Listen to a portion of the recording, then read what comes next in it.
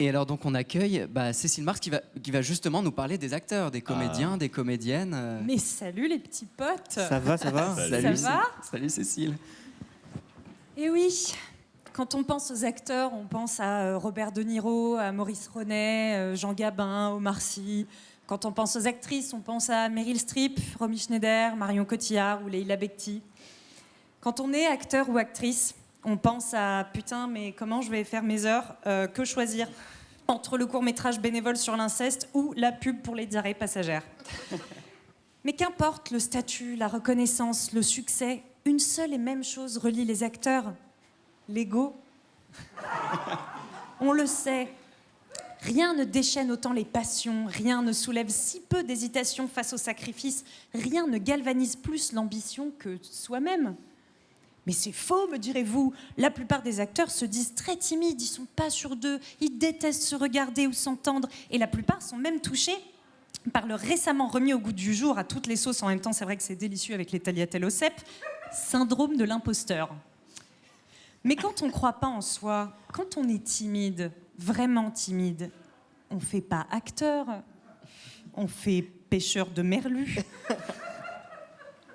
Ce qu'on exige d'un acteur, c'est d'être soi-même pour être d'autres.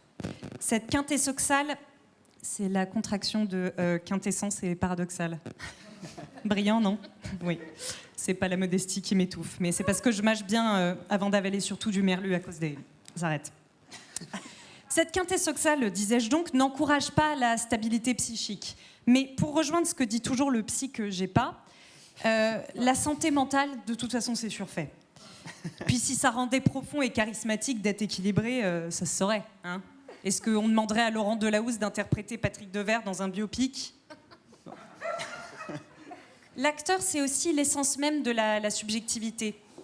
Qu'on soit d'une irréprochable incompétence ou indiscutablement qualifié, chez un acteur, ce qui nous touche, ce qui provoque en nous, ce qui nous fait ressentir, oui, j'aurais pu m'en tenir à un seul de ces trois verbes, on avait compris, je pense, ça se quantifie pas.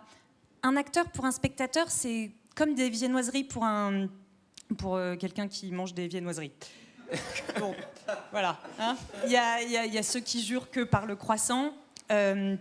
Alors, il y en a d'autres, évidemment, c'est les pains au chocolat. Il y a les infirmes du chausson aux pommes, les incompréhensibles du pain au raisin et les irrécupérables adeptes de la viennoise, même pas au chocolat.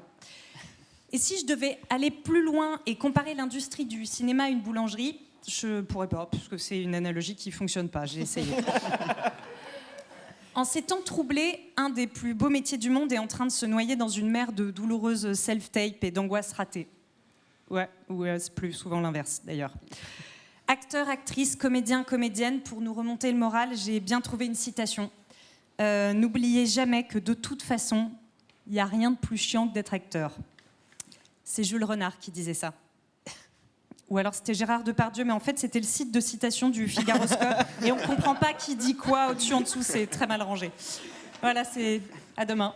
Poutou, poutou. Merci Cécile. Merci.